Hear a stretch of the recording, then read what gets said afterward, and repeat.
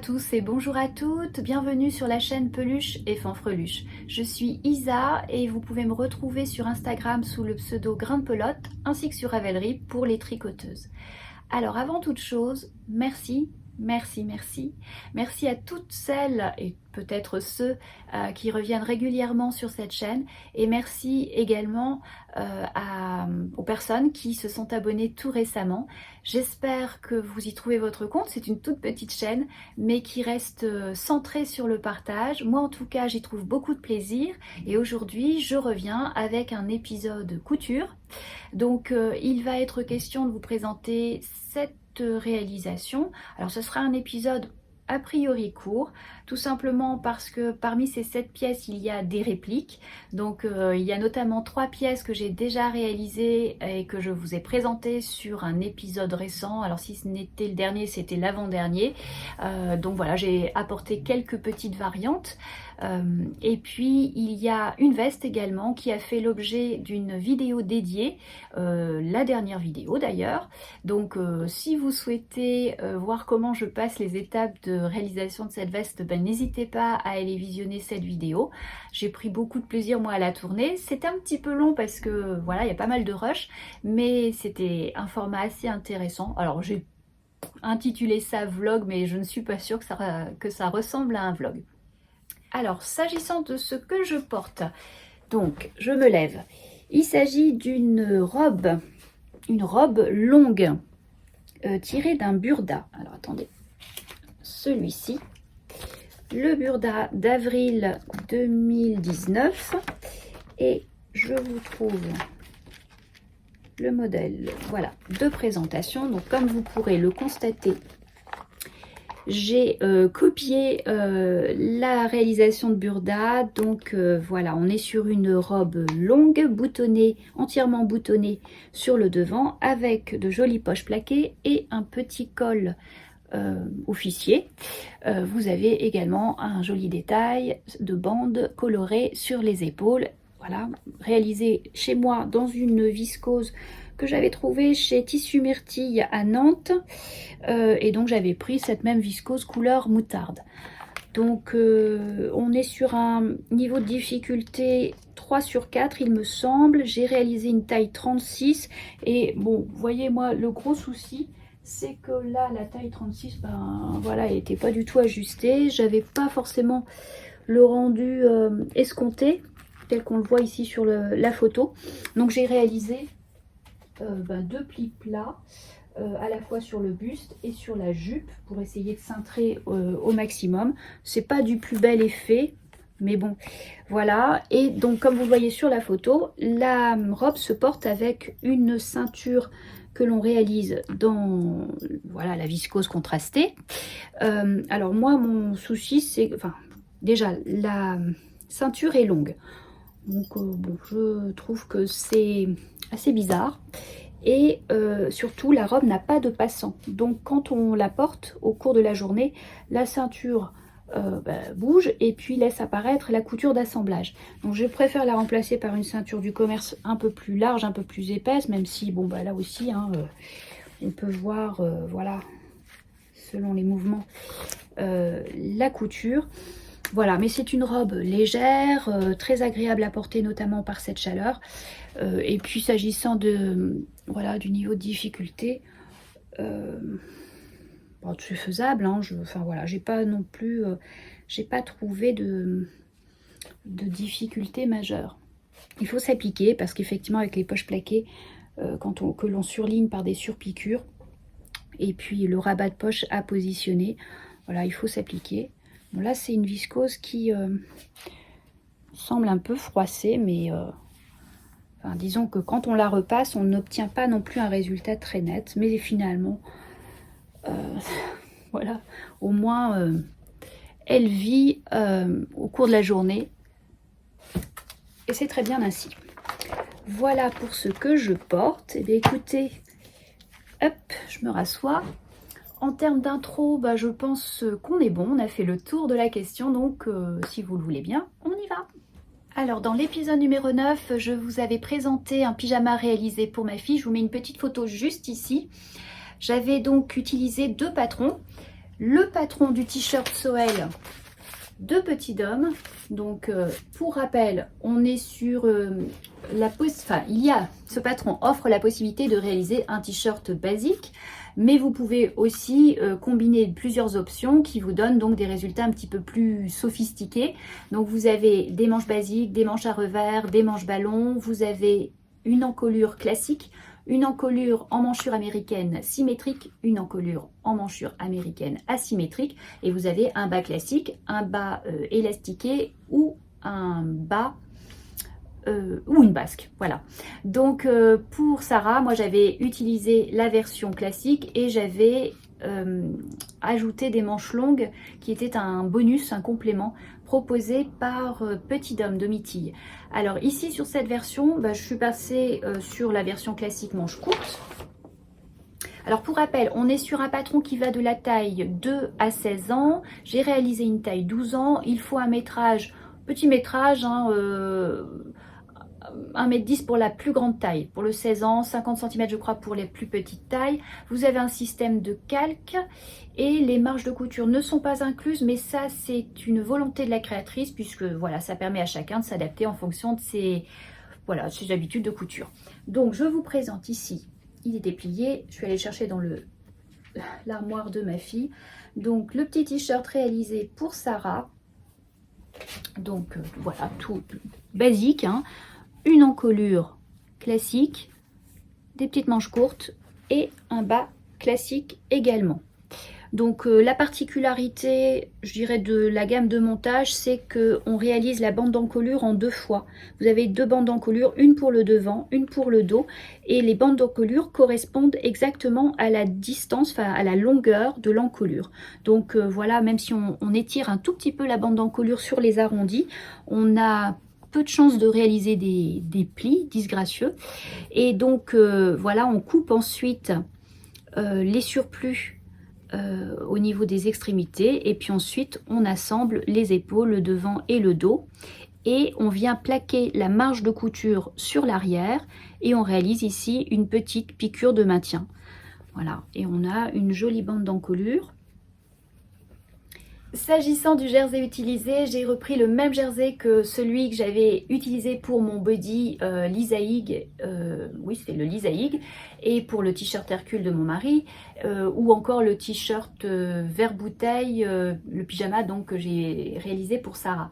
Donc on est sur un beau jersey de très bonne qualité avec une élasticité de 50% dans les deux sens, et on a un beau grammage qui lui donne beaucoup de tenue. S'agissant de la tenue des couleurs, moi j'en suis satisfaite. Vous voyez là, il a été porté plusieurs fois, voilà, et finalement il ne se déforme pas, ou en tout cas pas encore, et surtout les couleurs restent fidèles. Donc ça c'est le petit haut, à 14 ans, parce que là je lui ai fait du 12 ans, mais en fait je me suis rendu compte que il était temps que je décalque la taille supérieure, hein. Voilà, bon, ça va, heureusement qu'à cet âge-là, elles aiment les choses ajustées, mais quand même. Donc voilà, c'est plus si petit que ça. Donc un petit haut. Pour aller avec ce haut de pyjama, j'ai réalisé donc le bas, toujours à partir du Autobray hiver 6, numéro 6 2018, sur lequel j'avais trouvé, alors attendez, forcément j'ai perdu la page, voilà, j'avais trouvé le patron du Sleepy Legs, donc qui est un pantalon de pyjama grand-père avec un revers. Donc je vous avais montré les modifications que j'y avais apportées. Donc là, j'avais dans mon stock un tartan, donc mélange de polyester et coton, aux couleurs Burberry, c'est pas un Burberry mais aux couleurs Burberry, et c'est d'ailleurs à partir de ce coupon de tissu que j'ai choisi le jersey qui allait avec. Je suis partie sur du rouge. Donc les modifications apportées, alors je vous montre déjà dans l'ensemble, hop. Alors première modification, j'ai raccourci de 7 cm le bas du pantalon pour pouvoir y ajouter une bande de bord côte. Donc ici, c'est une bande doublée de 8 cm de hauteur que j'ai assemblée à la surjeteuse. Donc je vous dis, j'ai raccourci de 7 cm sans l'ourlet. C'est-à-dire que l'ourlet, normalement, vous avez la longueur du patron, auquel vous rajoutez 2 cm pour réaliser l'ourlet. Donc j'ai laissé les 2 cm de côté et à partir du patron, j'ai raccourci de 7 cm. Et j'ai assemblé cette bande de bord côte à la surjeteuse. J'ai ensuite plaqué le surjet vers le haut et j'ai réalisé une piqûre, une surpiqûre tout le long pour maintenir le surjet, voilà, pour éviter que le pied n'accroche au passage. J'ai froncé le bas de mon pantalon pour l'adapter à la circonférence de ma bande de bord côte qui devait être suffisamment large pour passer le pied. Voilà. Ensuite, les autres modifications sont celles que j'avais déjà apportées au modèle précédemment. J'ai inclus des poches prises dans la couture d'assemblage. Donc voilà. Donc comme je vous l'avais dit, j'avais patronné des petites poches. Donc ici, j'ai réalisé dans un petit coton rouge. Et voilà, elle se devine à peine avec une petite surpiqûre pour éviter que les poches ne sortent. J'ai également rehaussé la ceinture puisque normalement le haut du pantalon constitue en fait la coulisse puisqu'il doit normalement se replier à l'intérieur et voilà on pique pour créer la coulisse. Donc là, pour gagner la hauteur, un peu plus de hauteur, j'ai redessiné une ceinture intérieure pour créer la coulisse et donc j'ai gagné ainsi la largeur de la ceinture, à savoir 3 cm.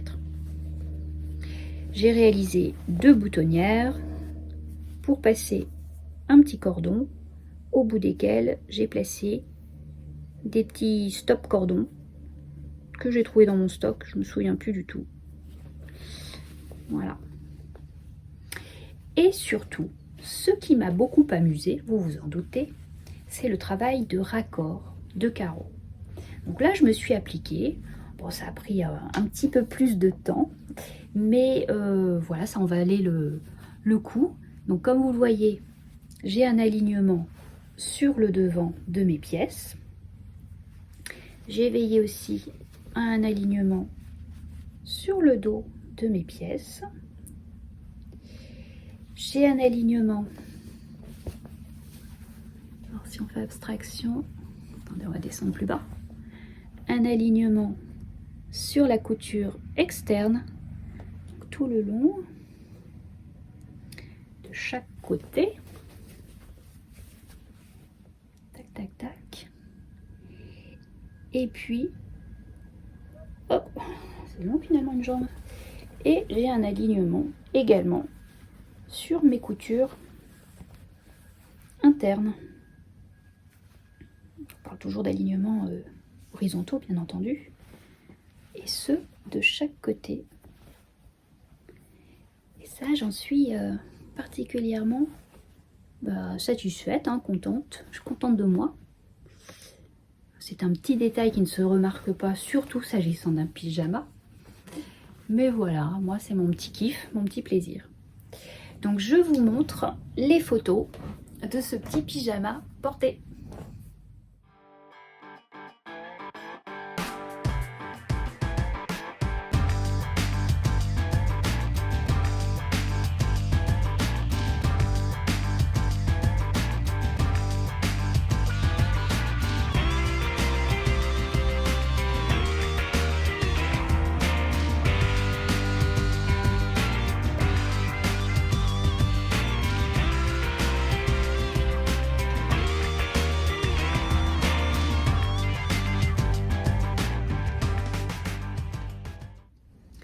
Pour la réalisation suivante, il me restait suffisamment de jersey rouge pour envisager un nouveau body Lisaïg.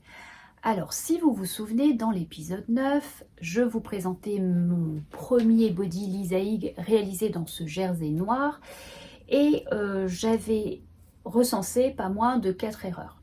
Alors, il y avait la bande d'encolure un peu trop étirée. Il y avait un problème au niveau de cette bande d'encolure que j'avais coupée alors qu'elle était encore rabattue et donc je n'avais plus suffisamment de longueur pour venir ensuite assembler mes deux demi-devants à ma culotte. Donc ça avait étiré ma couture d'assemblage. La troisième erreur, c'était qu'effectivement ma couture d'assemblage gondolait donc, entre les deux demi-devants et la culotte. Et la quatrième erreur, c'était oui, c'était un problème de switch de patron entre la culotte type shorty et la culotte plus basique. Bon, ça, mis à part, il y avait au moins 3 erreurs sur 4 que j'aurais souhaité éviter. Donc je me suis dit qu'en réitérant cette couture, cette cousette, voilà, j'allais voir si j'avais moyen de rattraper un petit peu ces différentes erreurs. Donc je vous présente. Voilà, ma réalisation. Alors juste pour rappel, pour ceux et celles qui nous rejoindraient et qui n'auraient pas vu l'épisode 9, que je vous mets dans le petit i qui apparaîtra sur la droite de votre écran, le body Lisaïg est tiré du livre patron Le Body de Marie qui est paru aux éditions La Plage, qui se présente de cette manière et qui vous permet de réaliser deux bodys, soit un body de type lingerie, soit un body un peu plus couvrant avec encolure cache-cœur, manche courte ou manche trois quarts, voire même manche longue. Voilà, et vous avez également la possibilité d'opter soit pour une culotte basique ou une culotte shorty. Vous pouvez switcher les culottes comme vous le souhaitez. Donc, je vous disais qu'il nous restait suffisamment de jersey pour l'envisager, mais uniquement dans une version manche courte, ce qui me va très bien. Voilà, c'était tout à fait ce que je souhaitais. Pour réparer mes erreurs évoquées précédemment, j'ai dans un premier temps réparti ma bande d'encolure sur tout le pourtour de mes demi-devants et de mon dos. Je l'ai ensuite fixé dans un premier temps à la machine à coudre et puis ensuite j'ai passé sous la surjeteuse. Deuxième point, s'agissant toujours de cette bande d'encolure, comme je vous le disais, il faut couper les surplus donc sur le bas des demi-devants. Et donc là, j'ai bien veillé à redresser ma bande d'encolure avant de couper les surplus. Voilà, pour avoir suffisamment de matière à prendre dans la couture d'assemblage. Ensuite, s'agissant de la couture d'assemblage latérale, j'ai réduit la pression sous mon pied de biche. Qu'ai-je fait encore? Je regarde mes notes. J'ai augmenté la largeur du point et j'ai accompagné mon tissu. C'est-à-dire que, vous savez, quand il s'agit de passer notamment des épaisseurs de tissu et de surjet, j'avais tendance, surtout sur le jersey, à tirer le tissu derrière ma surjeteuse et donc à étirer le tissu finalement. Là en fait j'accompagne le petit bourrelet qu'il faut passer, j'accompagne et je le pousse sous l'aiguille de ma surjeteuse. Voilà, je pense que ça fait quand même une différence. Alors, une fois les photos portées prises, je me suis aperçue que malgré tout, ma couture continuait à gondoler. Alors moins que sur ma première version, mais il y a toujours, disons que le tissu n'est pas parfaitement étiré. Alors, je suis allée regarder les différentes photos des Lisaïg portées. Donc, je constate que le sillon n'est pas le même pour toutes. Tout va dépendre de la hauteur de buste de chacune et puis du volume de la poitrine. Et donc, sur certaines, effectivement, cette couture peut tomber plus ou moins bas. Et voilà, on n'a pas le même rendu. Donc je considère que ma version me convient telle qu'elle est. Alors s'agissant de la finition du bas du body, comme sur les précédentes versions, j'ai posé une bande de pression prête à coudre. Alors ici elle est blanche, voilà, mais c'est le même principe. Vous voyez pas très bien, voilà, comme ça. Donc c'est le même principe que pour les noirs que je vous ai présentés. Alors j'ai fixé les côtés, les petits côtés avec des points à la main puisque j'avais eu des soucis à passer cette partie sous le pied de biche. Vous avez dit que la couture patinait parce que derrière, on a l'élastique. Voilà. Et oui, puis s'agissant de l'élastique, je rapproche l'élastique à picot. Donc c'est un élastique trouvé chez Bi Mercerine. Donc je vous rappelle que sur ce patron, on vous indique la nature du point à utiliser, la largeur et la longueur du point. Donc vraiment, on est accompagné pour la pose des élastiques. On vous indique également la distance qu'il faut laisser, la longueur d'élastique qu'il faut avoir sur le demi-devant, sur l'arrière du body, ainsi que sur la partie goussée. Donc on peut répartir l'élastique voilà, de manière à éviter des tensions trop importantes sur certaines zones. Et je pense que, comme pour tout, c'est avec la pratique que on obtient des résultats voilà, plus satisfaisants. Voilà, moi, il a des défauts, sans doute encore. C'est même pas sans doute, il a des défauts, moi je les vois. Mais voilà, ça ne m'empêchera pas d'en refaire d'autres. Donc je vous laisse avec quelques photos portées.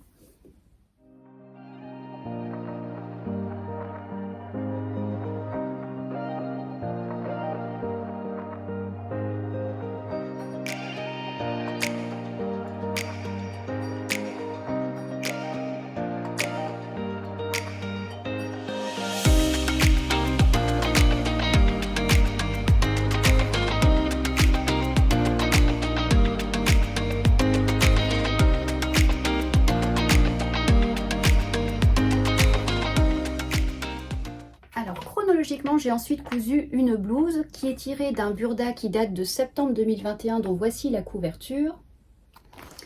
Et je vous montre la blouse qui m'a séduite.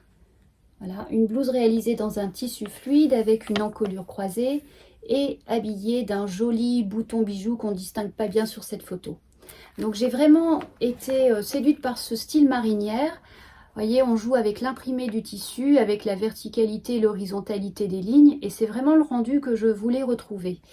Donc j'ai réfléchi au tissu que j'avais dans mon stock, et au solde d'hiver, j'avais trouvé chez Mercerine cette viscose que voici, avec un imprimé géométrique.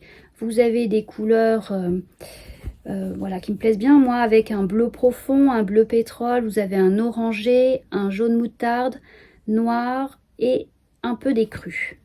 Et si je prends un peu de recul, vous voyez, vous distinguez des lignes horizontales dans ce tissu.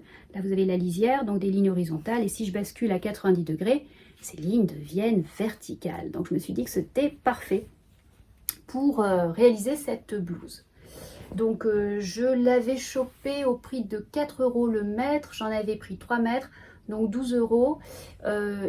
Burda préconise 1,75 m de tissu et c'est à peu près ce que j'ai utilisé. Donc il m'en reste, vous voyez, pas mal.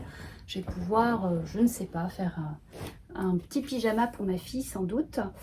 Alors je vous montre ma réalisation. Hop, que voici. Alors, la particularité de cette blouse, je vais vous montrer le dessin technique, ce sera peut-être plus parlant. Vous avez ici les pièces de demi-devant et les manches qui sont coupées d'un seul et même tenant. De même pour le dos, vous avez ici le dos et les manches qui ne constituent qu'une seule et même pièce. Au total, vous avez 7 pièces. Donc le dos, demi-devant manche, demi-devant manche, ça fait 3. Le devant inférieur, le dos inférieur, ça fait 5. Et vous avez 2 biais qui constituent la parmenture d'encolure.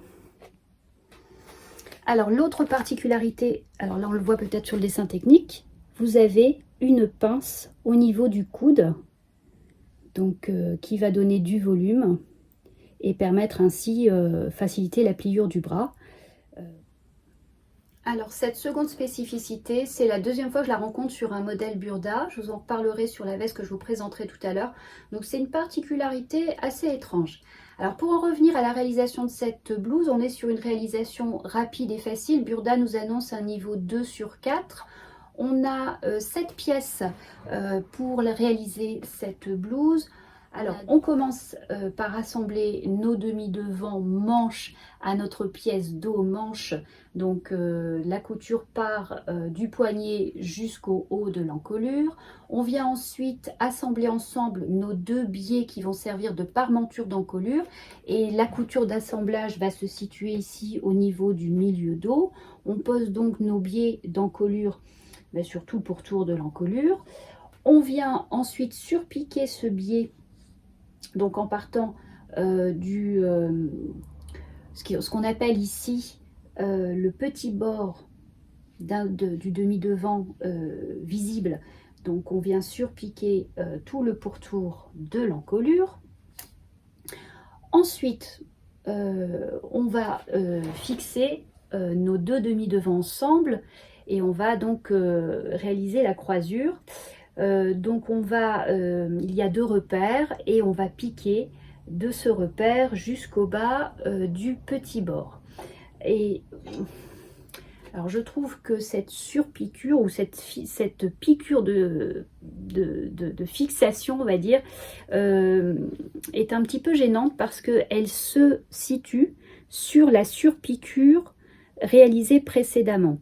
Et donc il faut absolument piquer sur la même couture, sur cette même couture, donc en évitant les débords, mais c'est assez compliqué.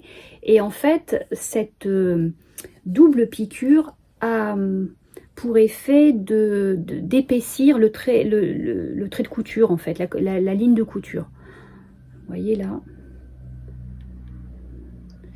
Donc je trouve ça un peu dommage. Alors ensuite, l'étape suivante va consister à froncer chaque panneau et à ajuster ces panneaux donc à la largeur des parties supérieures. Donc voilà. Et puis ensuite, dernière étape, on vient fermer l'emmanchure, donc depuis le bas de l'emmanchure en passant par l'aisselle jusqu'au bas de la blouse. Et ensuite on réalise bien sûr les ourlets. Donc on a sur le bas de la blouse un ourlet simple surjeté de 4 cm et sur les bas des manches on a un ourlet de 2,5 cm. Alors moi j'ai raccourci la longueur des manches parce que je dois avoir de petits bras, donc je n'avais pas rajouté déjà la valeur de cet ourlet et j'ai retiré 2,5 cm et j'ai fait un ourlet de 2,5. Je pense vous avoir tout dit sur ce modèle. Je n'ai pas eu l'occasion de porter cette petite blouse, mais voilà, je l'imagine bien avec porter soit à l'extérieur avec un pantalon ajusté ou alors à l'intérieur d'un pantalon taille haute. Voilà, je n'ai pas encore eu l'occasion de l'éprouver, donc j'attendrai la mi-saison. À l'heure où je vous parle, je n'ai pas encore fait de photos, donc il va falloir que je me prête à cet exercice avec cette chaleur. Voilà, je ne sais pas ce que ça va donner, donc ce sera photo ou vidéo. À voir.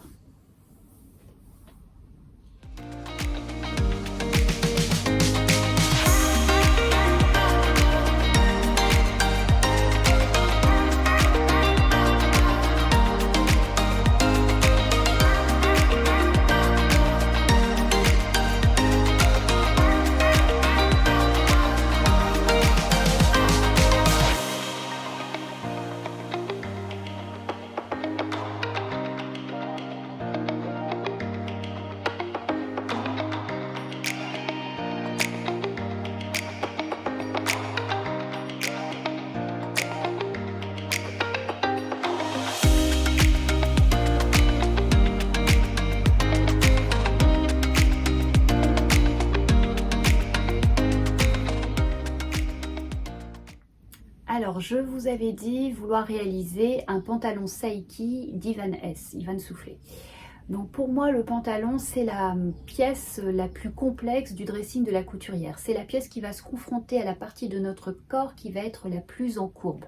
Et la lecture des fiches techniques, des fiches méthodes du patron Saiki m'a confortée dans cette idée. C'est vraiment une réalisation qui va nécessiter un travail préparatoire, qui va nécessiter d'en passer par une toile. Il faut vraiment se faire à l'idée que notre première réalisation ne sera pas forcément un franc succès.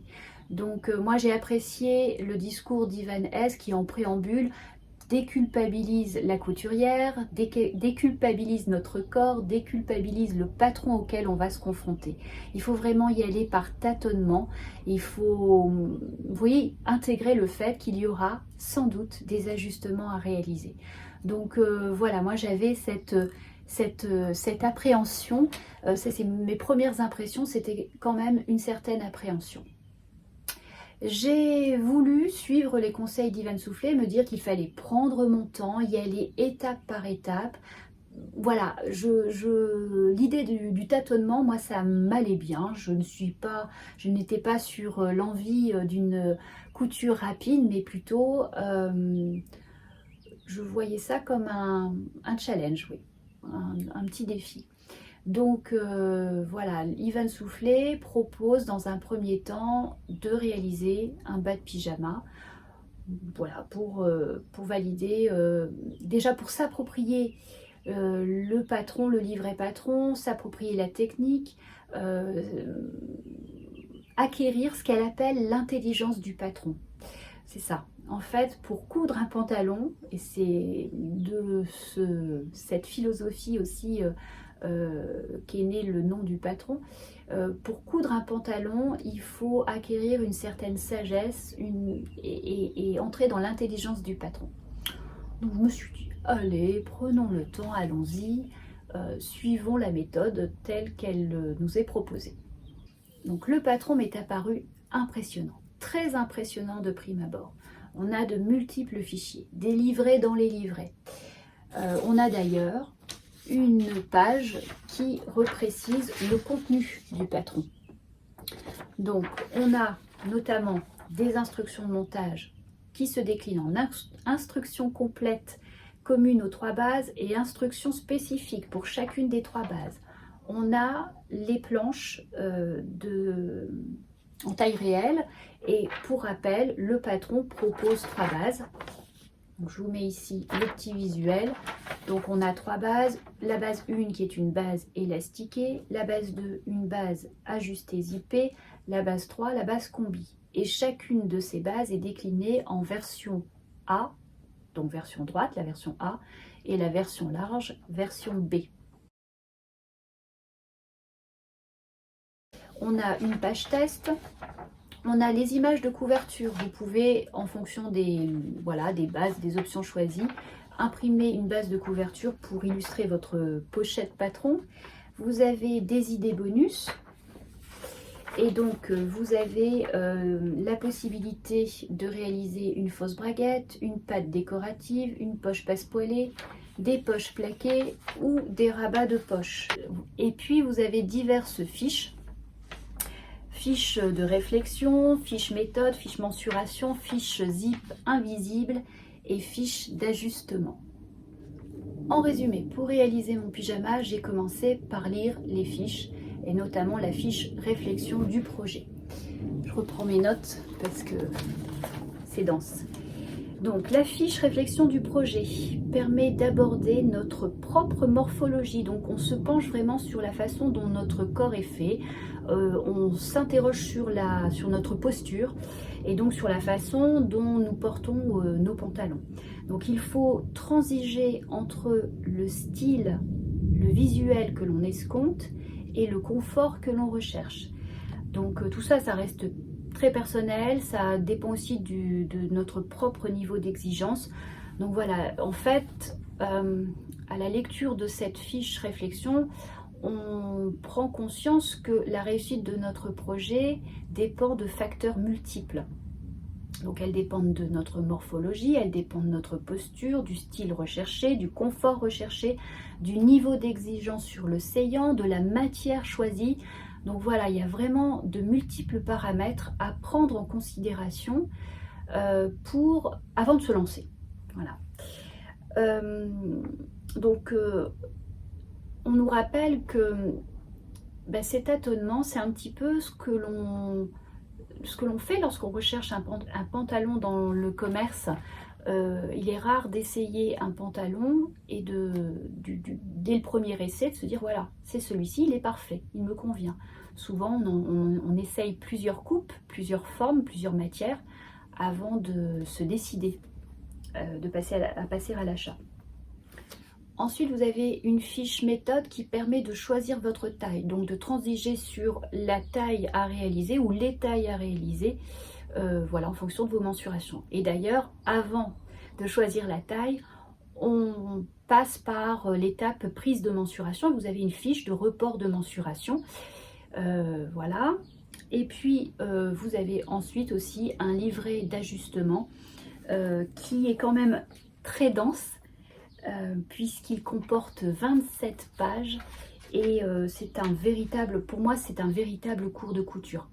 On a vraiment les problématiques identifiées les unes après les autres et pour chaque problématique vous avez la solution apportée et comment procéder à l'ajustement. Donc c'est un cours de couture à part entière et je pense applicable à la réalisation de tout pantalon, mais pas uniquement sur la réalisation du seiki. J'ai commencé par prendre mes mensurations. Alors vous avez une fiche mensuration qui est très bien faite puisque au-delà du tableau de report des valeurs, vous avez des dessins qui vous illustrent l'endroit où il vous faut prendre ces mesures. Donc Ivan nous rassure sur le fait que ces valeurs que l'on reporte nous donnent des tailles qui ne sont pas celles vers lesquelles on se tourne voilà, pour les vêtements du commerce. Mais est-ce bien grave? Bon. Je vais vous donner d'ailleurs les valeurs que j'ai reportées. Vous verrez que effectivement voilà, on est loin du 36-38 que moi je peux porter dans le commerce.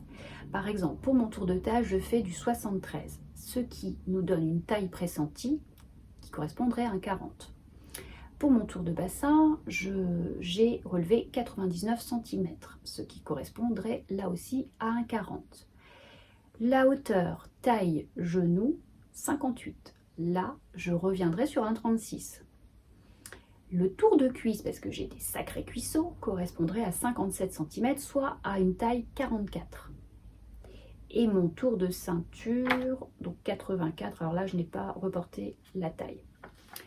Les instructions de montage sont très complètes et détaillées. Il est toutefois possible d'ouvrir un livret d'instructions simplifié.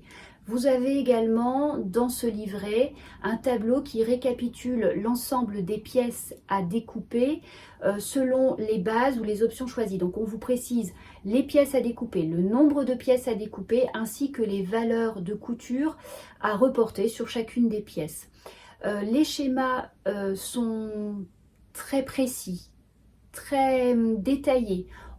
Il est fait usage de couleurs pour différencier l'endroit et l'envers des tissus ainsi que les différentes lignes de couture. L'un des points forts de ce patron, c'est que tout au long des instructions de montage, on trouve des pastilles qui correspondent au bonus qu'il ne faut pas oublier d'inclure dans le montage de la pièce. Par exemple, au moment du montage des poches, vous trouvez la pastille qui correspond à la patte déco. Donc vous savez, vous êtes alerté sur le fait qu'il faut vous reporter aux instructions de montage de la patte déco à ce moment précis de l'étape de montage. Alors j'ai validé la taille 38. Ivan Soufflet nous dit que pour valider la taille, il faut confronter la mesure du bassin à la taille, à la mesure du vêtement fini, élastique tiré au maximum. Donc mon 99 cm de tour de bassin était inférieur à la mesure du vêtement fini, élastique tiré au maximum, correspondant à la taille 38. Donc voilà, je me suis lancée, je suis partie sur un 38. J'avais toutefois peur que mon petit 57 de tour de cuisse ne passe pas au niveau voilà, des cuisses. Donc j'ai confronté en fait le patron à un pantalon de pyjama qui me va bien. Et voilà, bon, ça m'a rassurée. Donc j'ai réalisé la version avec poche italienne. Donc si vous choisissez les poches italiennes, il faut poser un thermocollant droit fil pour éviter que le tissu ne se déforme. Donc mes fonds de poche sont réalisés dans mon tissu principal. J'ai réalisé donc une taille élastiquée. J'ai utilisé un élastique de 5 cm et j'ai réalisé donc des surpiqûres, ce qui lui donne un effet smoké. Alors c'est proposé par le patron, hein, bien entendu. La doublure intérieure, je vais libérer mon pantalon, ce sera plus simple. Donc la doublure intérieure est réalisée là aussi dans le tissu principal. La surpiqûre de fourche, alors j'avais ma batterie qui montre des signes de faiblesse. Ma surpiqûre, alors la surpiqûre de fourche est rabattue et est surpiquée.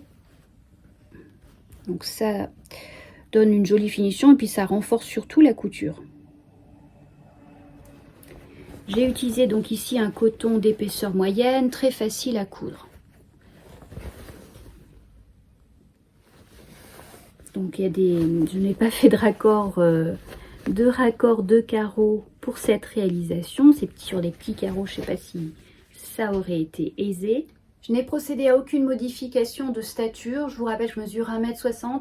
J'aurais dû. En fait, j'ai raccourci mon pantalon d'à peu près 7 cm et j'ai réalisé, comme indiqué selon les instructions, un double rentré d'1 cm. Voilà, avec une petite piqûre. Ça me fait penser à au dernier épisode de podcast de Sandrine qui précise voilà, comment réaliser cette couture du double repli à 1 mm du bord en cousant depuis l'intérieur. Donc c'est effectivement ce que j'ai fait pour ce pantalon. Alors, à la fin des instructions de montage, Ivan Soufflet nous rappelle qu'il est important d'identifier les points d'amélioration de notre pantalon. Il y a ceux que l'on va repérer dès les premiers essayages et puis ceux qui vont se révéler au cours de la vie de ce pantalon. Alors, en ce qui me concerne, je peux d'ores et déjà dire que la ceinture dos a tendance à creuser, à tirer vers le bas et donc la taille descend sensiblement lorsque je m'assois. Alors si je m'en réfère au livret d'ajustement, il y a une explication à cela. Il est dit que la hauteur du montant dos est trop courte pour recouvrir correctement toute la zone taille fessier. Donc le livret détaille la technique d'ajustement à appliquer. Voilà, donc je n'ai plus qu'à procéder à cette modification sur ma prochaine réalisation si je reste sur cette même base et cette même version. Voilà, l'idée pour moi étant de basculer sur un pantalon de ville ajusté version droite. Voilà. Pour compléter ma tenue de pyjama, j'avais besoin d'un haut.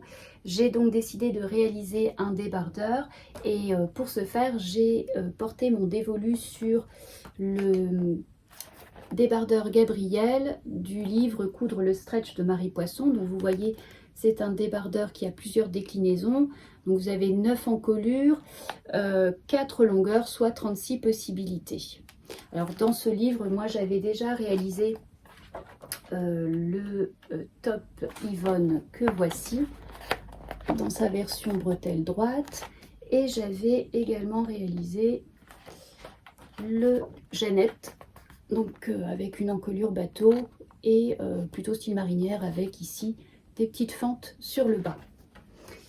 Donc le Gabriel, débardeur Gabriel, j'aurais souhaité pouvoir le réaliser avec un dos plein. Alors, dans ce livre, en fait, vous avez le modèle de base et vous pouvez modifier les encolures. Donc, vous avez des pièces de patron à décalquer pour modifier l'encolure et vous avez des repères pour positionner cette nouvelle encolure. Alors, j'ai eu quelques difficultés pour moi à trouver l'encolure dos. Donc, je suis restée sur la version de base qui est celle-ci. Je vous montre ma réalisation. Alors déjà, je vous montre de près le jersey. Donc c'est toujours le jersey que j'avais utilisé pour réaliser le t-shirt Soel de Sarah. Donc ce verre bouteille, je trouvais qu'il se mariait superbement bien avec mon coton épais qui avait servi à me réaliser le pantalon Saiki. Donc voici mon débardeur Gabriel. Donc on est sur une réalisation plutôt simple, hein. On a 5 pièces, un dos, un devant, une bande d'encolure, 2 bandes d'emmanchure. Voilà, on assemble le dos et le devant par les épaules, ensuite on assemble les côtés et on vient poser la bande d'encolure. Alors la bande d'encolure, Marie Poisson nous propose plusieurs façons hein, de finir nos encolures. Moi j'ai voulu tester la pose à cheval, voilà, la pose à cheval. Donc j'ai préplié ma bande d'encolure comme un biais et je suis venue la coudre sur l'envers. Je vous montre ici. Donc sur l'envers à 1 cm du bord. Ensuite j'ai replié mon biais pour le faire basculer sur l'avant et j'ai replié à nouveau la valeur par dessous. Voilà, donc si bien que mon biais prend à cheval ma pièce, mon encolure. Et ensuite je suis venue surpiquer à l'aiguille double. Donc ce n'est pas parfait, vous voyez que le suivi n'est pas, on voit notamment ici aussi, voilà, de loin ça fait le job.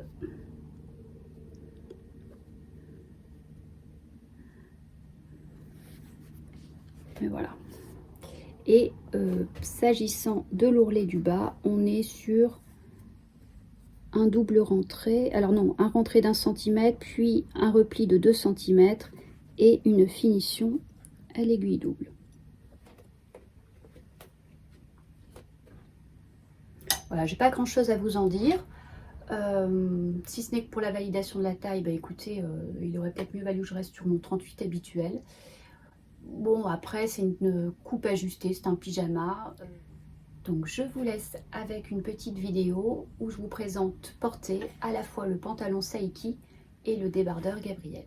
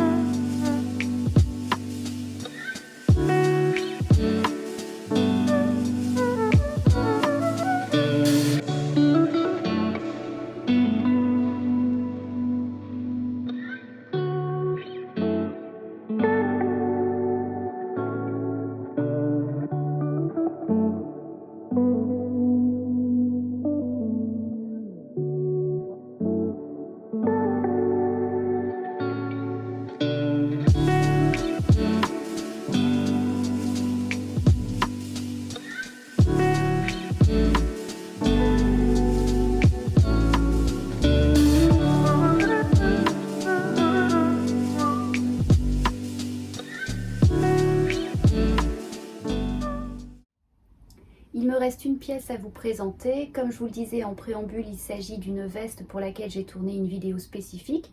Vous m'avez accompagné sur la réalisation de cette pièce et donc je vous mets la vidéo juste en haut de cet écran dans le petit i. Donc la veste dont je parle, la voici.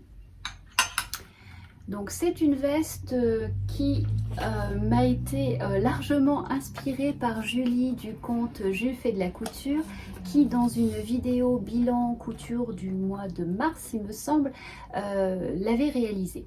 Donc j'avais pour ma part acheté un coupon chez Mercerine, toujours, que voici, qui avait la particularité d'être frangé et que je voulais transformer en étole. Mais en fait, la fluidité de ce tissu, oui, le grammage et le tombé de ce tissu ne se prêtait pas à ce projet.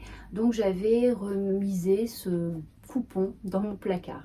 Et puis, après avoir visionné le bilan couture de Julie, voilà, cette réalisation m'est apparue comme une évidence et il se trouvait que j'avais le burda correspondant dans lequel se trouvait le patron du modèle. Donc je vous montre la petite veste en question qui, voilà, de prime abord, moi, ne m'avait pas tapé dans l'œil. Donc c'est une veste un peu boîte qui est ceinturée par un lien, par une ceinture que l'on réalise dans le même tissu. Alors, moi, tout comme Julie, je n'ai pas réalisé cette ceinture, je ne la voyais pas ceinturée. Donc voilà, on est, je vous mets le petit dessin technique, sur une forme plutôt boîte. On a des manches montées légèrement tombantes. Voilà, c'est une réalisation simple, il n'y a vu aucune difficulté. Burda nous invite à prévoir 1,75 m de tissu, j'avais 2 mètres de ce coupon et 1,30 m de doublure. Pour la doublure, j'ai choisi voilà, de l'acétate, une doublure classique. Et s'agissant de mon coupon, je ne sais pas si je vous l'ai dit, mais il comporte de l'élastane, donc c'est un mélange viscose, polyester, élastane, donc qui est extensible, alors dans un sens uniquement, dans le sens de la trame, c'est ça. Je cherchais, excusez-moi. C'est une réalisation accessible. Burda nous annonce un niveau 2 sur 4. Donc c'est une veste entièrement doublée, pas de difficulté majeure. Bon, si ce n'est le fait qu'elle est gancée et donc il y a des finitions à la main. Vous avez sur la manche, tout comme sur la blouse tout à l'heure, une pince manche. Donc voilà, une particularité que l'on rencontre maintenant de plus en plus sur les vêtements Burda, semble-t-il. Alors j'ai ajouté un passepoil puisque la pièce dos revient ici sur le devant. Donc la ligne d'épaule en fait se situe ici et non pas sur la couture d'assemblage. Donc j'ai placé un passepoil pour qu'il y ait une rupture entre la pièce dos et la pièce devant. J'ai pris du temps pour réaliser cette veste parce que je voulais voilà, m'assurer de l'alignement de mes motifs de carreaux. Et j'ai testé la méthode proposée par Maison Fauve sur la réalisation de son manteau PAM, qui effectivement utilise une technique particulière pour aligner les carreaux des manches au corps du vêtement. Donc j'ai voulu tester. Il s'avère que c'est plutôt concluant. Voilà, si ce n'est peut-être sur le haut de la manche, comme je vous le précise sur la vidéo. Voilà. Donc, et s'agissant de mes coutures à la main, donc je vous montre également comment je procède. C'est une espèce de couture échelle qui me convient, moi. Je ne sais pas si c'est très académique, mais voilà, ça me convient. Alors cette veste est très confortable, je l'ai portée plusieurs fois. J'aime son côté à la fois décontracté par sa coupe et puis voilà, un peu chic malgré tout grâce à son imprimé. Alors s'agissant du tissu, j'espère qu'il va bien vieillir. Par moments j'ai l'impression qu'il aurait tendance à boulocher selon l'angle de vue. Donc j'espère que les frottements ne vont pas trop ternir voilà ce tissu. Et donc écoutez, je ne sais plus trop quoi vous en dire parce que finalement tout a été détaillé dans la vidéo. Si ce modèle vous plaît, je vous invite à visionner cette vidéo. Voilà, je vous laisse avec quelques photos et peut-être la vidéo portée.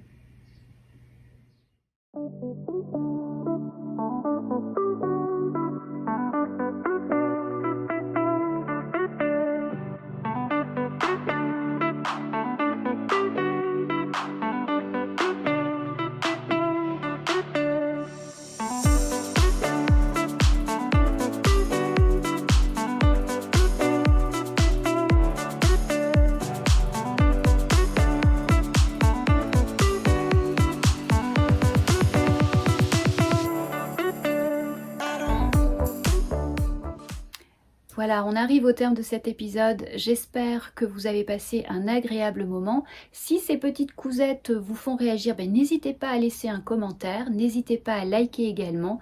Je vais vous laisser parce que là, les températures sont excessives et je suis en train de me liquéfier. Donc je vais aller me rafraîchir et je vous dis à très bientôt.